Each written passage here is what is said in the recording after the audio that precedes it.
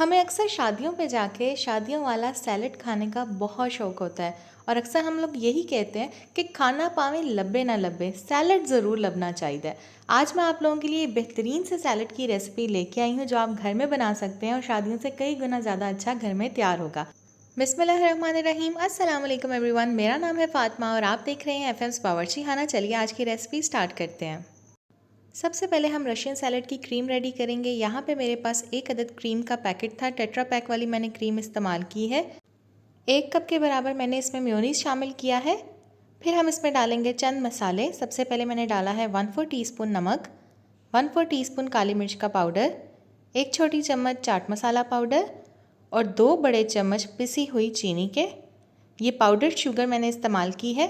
आप आम दानेदार चीनी लेके घर में पीस लें और 2 चम्मच इसके डाल दें बोल में। सारी चीज़ें डालने के बाद आपने ड्रेसिंग को अच्छे से विस्क की मदद से मिक्स कर लेना है।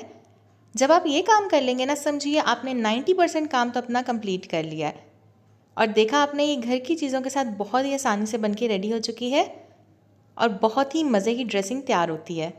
अब इसमें हम डालेंगे फ्रूट्स। आप अपनी पसंद का कोई भी फ्रूट ले सकते हैं। मैंने यहाँ पे 1 अदद सेब लिया है, 4 अदद केले, 1 अदद खरबूजा। आप अपनी पसंद का कोई भी फ्रूट ऐड कर सकते हैं। आप अंगूर डाल सकते हैं, अनार डाल सकते हैं, आड़ू डाल सकते हैं। So it's totally up to you. इसके बाद आपने इसमें शामिल करना है 1 अदद उबला हुआ आलू, 1 पाव मटर उबले हुए और 1 अदद बारीक कटी हुई गाजर। इन तीनों चीज़ों को मैंने एक साथ ही बॉयल किया था और अब बोल में शामिल कर दिया है। लास्ट में हम इसके अंदर डालेंगे मिक्स फ्रूट का टिन। मैंने छोटा टिन इस्तेमाल किया है यहाँ पे।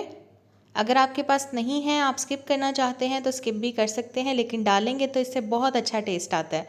सिंपल पाइनएप्पल टिन भी आपको मिल रहा है ना, तो आप वो टिन भी डाल सकते हैं, क्योंकि असल में रशियन सैलड के अंदर ये मिक्स फ्रूट का टिन ज़रूर इस्तेमाल होता है। सारी चीज़ों को आपने मिक्स कर लेना है और मिक्स करने के बाद आपने इसको करना है ठंडा। ये स्पेशल टिप है जो कि आपने लाजमी अप्लाई करनी है। जब भी आप रशियन सैलड या कोई भी आप फ्रूट सैलड बनाते हैं, आपने उसको ज़रूर ठंडा करना होता है। ठंडा करके जो उसका टेस्ट होता है ना, मज़ीद इन्हांस हो जाता है और खाने में और ही ज़्यादा मज़े का लगता है। ऊपर से मैं इसको गार्निश कर रही हूँ थोड़ी सी चेरी के साथ। थोड़े से मिक्स फ्रूट टिन के फ्रूट्स मैंने बचाए थे, तो उसके साथ हम इसे गार्निश कर देंगे।